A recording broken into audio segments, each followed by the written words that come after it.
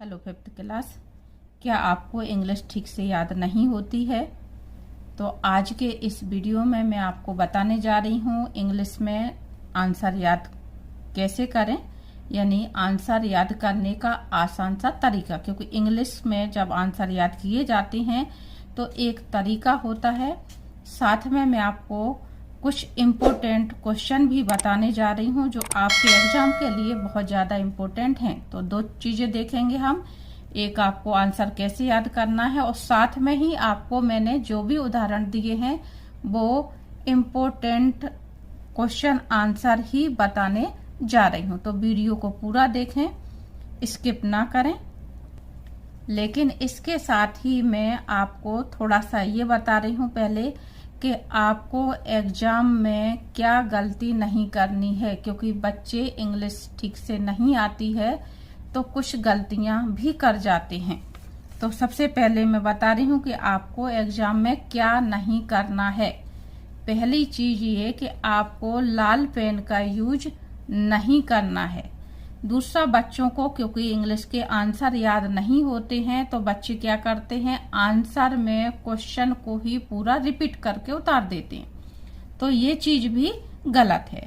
तीसरी चीज जो है वो है, बच्चे आंसर याद नहीं होते तो जो भी आपके एग्जाम पेपर में अनसीन पैसेज आया होता है तो वो बारी बारी से पहले क्वेश्चन के आंसर में 2 लाइनें उतारी, अगले क्वेश्चन के आंसर में आगे की 2 लाइनें उतारी। इस तरह से अनसीन पैसेज को क्वेश्चन के आंसर में क्या करते हैं, लिखते चले जाते हैं।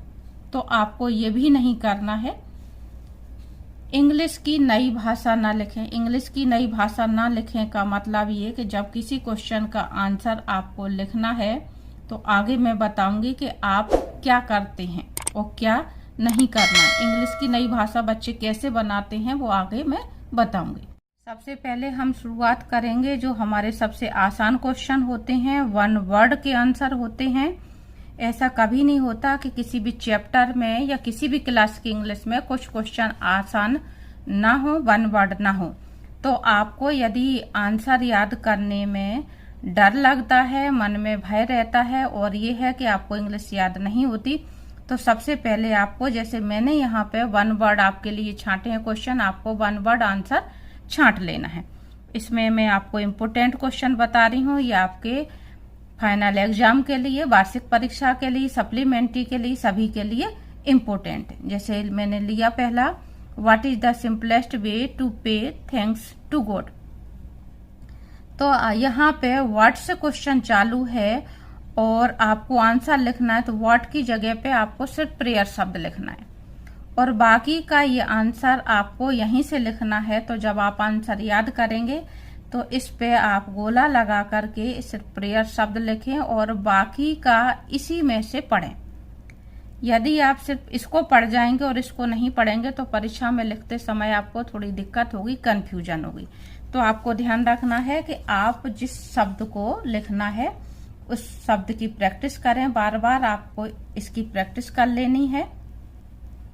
प्रेयर की स्पेलिंग की 5-5 बार लिख करके और फिर आप इस शब्द को यहाँ से रिपीट करके आंसर में लिखें। Prayer is the simplest way to pay thanks to God. भगवान को धन्यवाद देने का सबसे आसान तरीका क्या है? तो भगवान को धन्यवाद देने का सबसे आसान तरीका प्रेयर है, यानी प्रार्थना है। नेक्स्ट क्वेश्चन है आपका, who was walking along the ghat. घाट के किनारे पर अकेला कौन घूम रहा था? तो हु की जगह पे आपका शब्द है नरेंद्र और बाकी आप यहीं से याद करेंगे। Narendra was walking along the ghat और फुल स्टॉप। तो आपको सिर्फ इस शब्द की प्रैक्टिस करनी है। तो ये आपको 2 क्वेश्चन के आंसर याद हो गए। नेक्स्ट है आपका, Who asked Narendra to face the monkey? Narendra को मंकी यानी बंदरों का सामना करने के लिए किसने कहा? तो यहाँ पे फिर से हु की जगह पे आ रहा है द प्राइस्ट। द प्राइस्ट शब्द याद करना है आपको। आस्क्ड के बाद आपको टू लगा के पूरा Narendra to face the monkey यहाँ लिखना है और फुल स्टॉप लगा देना है। तो ये आपको तीसरा क्वेश्चन याद हो गया। इस तरह से आसान। आगे मैं और बता रही हूँ आपको वीडियो पूरा देखना है और बहुत सरल क्वेश्चन के आंसर मैं आपको इम्पोर्टेंट ढूंढ के लाई हूँ, तो आप समझते चलें मेरे साथ में, आपको तुरंत के तुरंत याद होते चलेंगे। Who by the fourth boy in the second row. Who की जगह पे यहाँ पे दीपक शब्द आना है, बाकी का आप क्वेश्चन में से ही लिखेंगे। Was the fourth boy in the second row. Fifth question, who told Gautam about the celebration of Eid. Eid की सेलिब्रेशन के बारे में किसने बताया? तो हु की जगह पे सिर्फ लिखना है अनीस। टोल्ड के बाद यहाँ पे आपको टू लगाना है, तो जैसे मैंने लिखा आप इतना लिखें और बाकी का आप फिर से क्वेश्चन में से ही पढ़ेंगे और लिखते समय अपनी प्रैक्टिस कर लेंगे। Anees told to Gautam about the celebration of Eid. Next important है आपका, who build the Maheshwar fort. Maheshwar का किला किसने बनवाया? तो हु की जगह पे यहाँ पे आया आपका रानी अहिल्याबाई। यहाँ पे रानी अहिल्याबाई की जगह पे आप क्वीन अहिल्याबाई भी कर सकते हैं, लेकिन आपके उसमें रानी आप लिख सकते हैं। बिल्ट यहाँ लिखेंगे द महेश्वर फोर्ट, आपको क्वेश्चन में से उतारना है। तो आपको एग्जाम में ये लिखना है, इस लाइन को रिपीट करके लिखना है, ये ध्यान रखें आप। नेक्स्ट क्वेश्चन है, who took Bhola to Maheshwar. Bhola को महेश्वर कौन ले गया? तो हु की जगह पे आएगा Bhola's father. Took Bhola to Maheshwar और फुल स्टॉप। नेक्स्ट है आपका, who got the swan finally. अंत में स्वान यानी हंस किसको मिला? हु की जगह पे यहाँ पे आएगा सिद्धार्थ। तो आप सिद्धार्थ शब्द कठिन है, 5-5 बार स्पेलिंग लिख करके अपनी प्रैक्टिस कर लें। Siddharth got the swan finally, यहाँ नीचे आपको क्वेश्चन में से उतारना है। नेक्स्ट है आपका, who woke up the seed. Who की जगह पे यहाँ पे थोड़ा सा बड़ा है answer. The bright rain drops and sunshine, किसने जगाया? चमकीली पानी की बूंदों ने और सनशाइन ने यानी धूप ने। आगे आपको लिखना है वोक अप द सीड। यहाँ पे नीचे की लाइन में आप वोक अप द सीड और फुल स्टॉप। आगे भी आपके वन वर्ड क्वेश्चन ही है, लेकिन अभी हमने देखा कि शुरुआत में ही जो शब्द था उसकी जगह पे ही वन वर्ड आ रहा था, लेकिन बहुत से क्वेश्चन ऐसे होते हैं जिसमें हमें वन वर्ड पीछे लिखना होता है। तो अब आगे मैं आपको वो इम्पोर्टेंट क्वेश्चन बता रही हूँ जिनमें वन वर्ड हमें या तो बीच में लिखना है या पीछे लिखना है। जैसे क्वेश्चन दिया है, by what name is Narendra known popularly. Narendra किस नाम से प्रसिद्ध हुए हैं? तो यहाँ पे हमें यहाँ से आंसर चालू करना। नरेंद्र, यहाँ पे मैंने ही लिखा है, आप चाहें तो ही लिख सकते हैं। नरेंद्र की जगह पे यहाँ पे ही कर दिए मैंने, तो नरेंद्र या ही इज पॉपुलरली नोन। आपको सिर्फ स्पेलिंग यहाँ से देख करके यहाँ लिखनी है और आगे याद करना है एक शब्द, एज स्वामी विवेकानंद। स्वामी विवेकानंद के नाम से नरेंद्र आगे प्रसिद्ध हुए, यानी नरेंद्र जो था वो स्वामी विवेकानंद के बचपन का नाम था। आगे है, how does the plant find the outside world. Plant यानी पौधे को बाहर की दुनिया कैसी लगी? तो हम कहाँ से आंसर शुरू करेंगे? यहाँ से करना है आपको। द प्लांट फाइंड्स, यहाँ डज दिया है तो हम फाइंड मेन वर्ब में एस लगाएंगे। ये आपको ध्यान रखना है। जब यहाँ पे क्वेश्चन में डिड होता है तो मेन वर्ब की हम सेकंड फॉर्म कर देते हैं, और जब डज होता है तो यहाँ पे एस या ईएस लगता है, और डू होता है तो हमें कुछ नहीं करना। आगे भी आएगा क्वेश्चन इस तरह का। तो the plant finds the outside world, इतना आपने क्वेश्चन में से लिखा, और वर्ल्ड के बाद आपने आंसर शब्द याद करा वंडरफुल।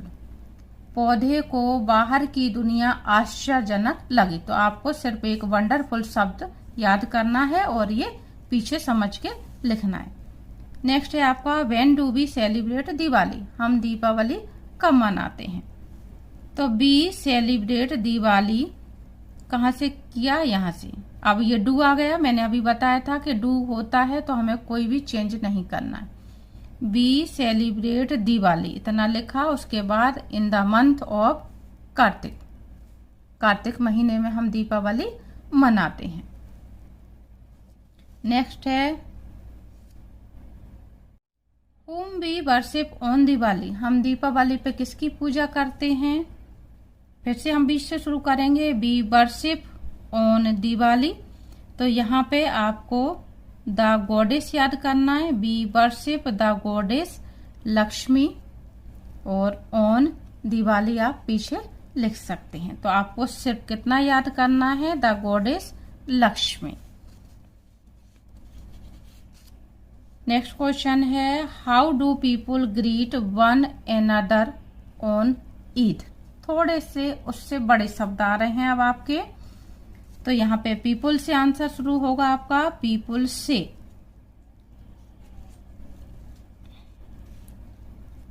ईद वाले दिन लोग बाग कैसे शुभकामनाएं एक दूसरे को देते हैं। पीपुल से ईद मुबारक एंड हज वन एनदर, लोग बाग ईद वाले दिन ईद मुबारक कहते हैं और एक दूसरे से गले मिलते। तो ये आपका एक लाइन का आंसर है, वन वर्ड का नहीं है। नेक्स्ट आपका फिर से वन वर्ड है, what was Maheshwar known as in ancient history. Maheshwar से आंसर चालू होगा, वाज को हम कहाँ ले जाएंगे, यहाँ पे सब्जेक्ट के बाद। महेश्वर वाज नोन एज, यहाँ पे सिर्फ आपको एक शब्द लिखना है, माहिष्मती। आपने बाहुबली फिल्म देखी होगी, कटप्पा वाली, उसमें माहिष्मती ही नाम होता है उनके राज्य का, बाहुबली जहाँ का होता है। तो माहिष्मती आप बहुत आसानी से शब्द याद रख सकते हैं। एज के बाद आपको माहिष्मती लिखना है और बचा हुआ इन एंशिएंट हिस्ट्री आपको पीछे लिखना है। तो आपका आंसर कंप्लीट हुआ सिर्फ वन वर्ड में। नेक्स्ट है आपका what is the Maheshwar fort made of. आपके क्वेश्चन में महेश्वर शब्द का जिक्र नहीं है, उसमें सिर्फ इतना आया हुआ है what is the fort made of. लेकिन एग्जाम में जब ये क्वेश्चन आएगा तो आपका महेश्वर फोर्ट लिखा हुआ ही आएगा। तो फिर से आप कहाँ से लिखेंगे, द महेश्वर फोर्ट इज, ये जो हेल्पिंग वर्ब है उसको हम सब्जेक्ट के बाद कर देंगे, मेड ऑफ, और उसके बाद हमें सिर्फ वन वर्ड याद करना है, रेड स्टोन। रेड स्टोन से महेश्वर फोर्ट बना हुआ है, बलुआ पत्थर या लाल पत्थर। Where did Siddharth find the wounded swan. Siddharth को घायल स्वान हंस कहाँ मिला। तो सिद्धार्थ लिख सकते हैं आप ही की जगह पे, यहीं से आंसर चालू होगा, सिद्धार्थ फाउंड। अभी मैंने ऊपर बताया था आपको, जब क्वेश्चन वर्ड में डिड होता है तो हम मेन वर्ब की सेकंड फॉर्म कर देते हैं। तो फाइंड का हमने कर दिया फाउंड, और द बाउंडेड स्वान हमने यहां से वैसा ही लिखा। आगे हमने याद करा in the garden of his palace, घायल हंस उसको गार्डन में अपने महल के मिला था। तो इस तरह से आपके ये आंसर याद होंगे। आगे मैं आपको बताती हूँ कि बच्चे क्वेश्चन कैसे उतार देते हैं और जो अटपटी भाषा लिखते हैं वो कैसे लिखती। इस क्वेश्चन का आंसर मैं ये आपको बता चुकी, समझा चुकी, इस तरह से करना है। बच्चे क्या करते हैं, ये क्वेश्चन वर्ड है वाई वाट नेम, तो बच्चे आंसर लिखते समय why what name is Narendra as Swami Vivekananda, यानी उन्होंने आंसर का शब्द भी लिखा और यहाँ पे क्वेश्चन का वर्ड भी उतार दिया। तो ये नहीं होना चाहिए। अधिकतर बच्चे यही गलती करते हैं कि ये क्वेश्चन वर्ड भी उतार रहे हैं और ये आंसर्ड वर्ड भी लिख रहे हैं। तो टीचर जब कॉपी चेक करते हैं तो देखते हैं कि ये बच्चे ने क्वेश्चन को ही उतारा है, आंसर तो लिखा ही नहीं है, यहाँ तक तो वो देखते ही नहीं है। तो यहीं पे आपका क्वेश्चन काट दिया जाता है। फिर देखें आप कि अटपटी भाषा कैसे बनाई जाती है। जैसे हम उदाहरण के तौर पे ये क्वेश्चन का आंसर ले लें, whom do we worship on Diwali. बच्चे को ये आंसर नहीं आ रहा है, बी वर्शिप यहाँ से भी बच्चे को नहीं लिखना है। बच्चे इसमें करेंगे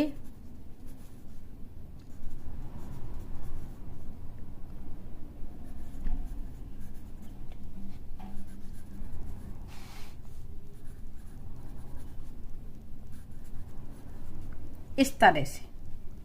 ये भी कोई शब्द नहीं है, कोई से भी बच्चे को इसका आंसर नहीं आ रहा है तो ये इन्होंने एक अटपटी भाषा बना दी, कुछ भी अंट-संट लिख दिया। या तो बच्चे इस तरह से अंट-संट लिख देते हैं, या फिर ये आंसर नहीं आ रहा तो क्या करा, अनसीन पैसेज की 2 लाइनें उतार दी। इसमें अनसीन पैसेज की 2 लाइनें उतार दी, तो ऐसी गलती आपको नहीं करनी है। नेक्स्ट क्वेश्चन है, when did Lal Bahadur Shastri become the prime minister of India. When did, तो हम लाल बहादुर शास्त्री से आंसर प्रारंभ करेंगे। यहां से आएगा लाल बहादुर शास्त्री बिकेम। यहाँ पे क्योंकि डिड आया तो हमने मेन वर्ब की सेकंड फॉर्म कर दी, डिड की जगह पे ये बिकम का बिकेम हो गया।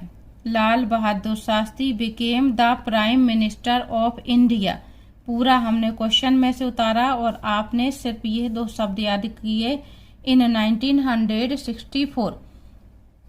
नेक्स्ट है, what slogan did Lal Bahadur Shastri give to the nation. Question में आपके ही दिया हुआ है क्योंकि उसी पार्ट का जिक्र हो रहा है कि उन्होंने कौन सा स्लोगन दिया। एग्जाम में आएगा तो लाल बहादुर शास्त्री लिखा हुआ आएगा। लाल बहादुर शास्त्री ने कौन से 2 नारे दिए, तो ही गेव स्लोगन, ही की जगह पे आप यहाँ पे लाल बहादुर शास्त्री क्वेश्चन में से लिख सकते हैं। ही गेव स्लोगन जय जवान जय किसान। ये जय जवान जय किसान आप दिन भर रट सकते हैं और स्पेलिंग लिखने की प्रैक्टिस कर सकते हैं। To the nation, to the nation आपको पीछे से लिखना है, यानी बीच में इन शब्दों को आपको जोड़ना है। यदि आप परीक्षा में भूल जाएं कि किस शब्द को कहाँ लिखना है तो आप आंसर नंबर डाल के इन्वर्टेड कोमा लगा के जय जवान जय किसान अकेला भी लिख देंगे तो आपके आधे मार्क्स आपको मिल जाएंगे। नेक्स्ट क्वेश्चन है, how was Lal Bahadur Shastri honoured for his service to the nation. अपने राष्ट्र की सेवा के लिए लाल बहादुर शास्त्री का भारत ने किस तरह से, राष्ट्र ने किस तरह से सम्मान किया। तो लाल बहादुर शास्त्री की जगह फिर से मैंने यहाँ पे ही लिखा हुआ है, आप चाहें तो लाल बहादुर शास्त्री लिख लें। बाज ऑनर्ड, लाल बहादुर शास्त्री, यहाँ पे हम हेल्पिंग वर्ब को यहाँ लगाएंगे, बाज ऑनर्ड भारत रत्ना। भारत शब्द आपको आराम से लिखते बन जाएगा, Bharat Ratna for his service to the nation आपको पीछे से ही लिखना है। तो ये आपके करीब मेरे ख्याल से 12-15